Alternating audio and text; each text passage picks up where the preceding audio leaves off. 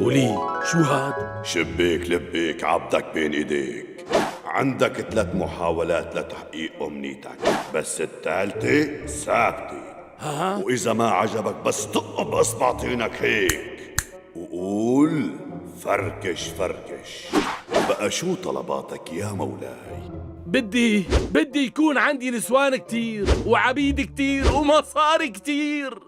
طلبك مجاب يا مولاي.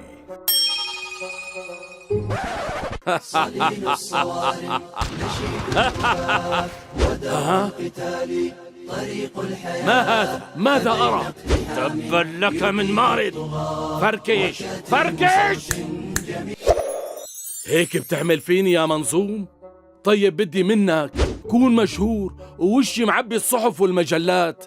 كمان طلبك مجاب يا مولاي.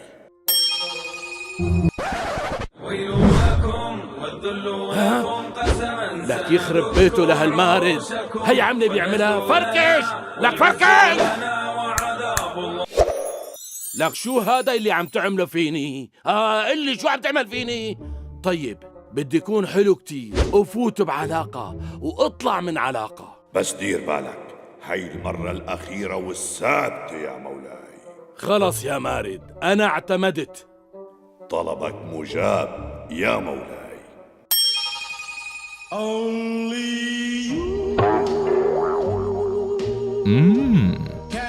لك يخرب بيتك وبيت بيتك على هالعملة يا مارد.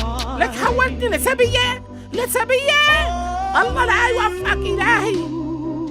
شو بدك مني؟ لك شو بدك مني؟ لك قولي دخيلكم.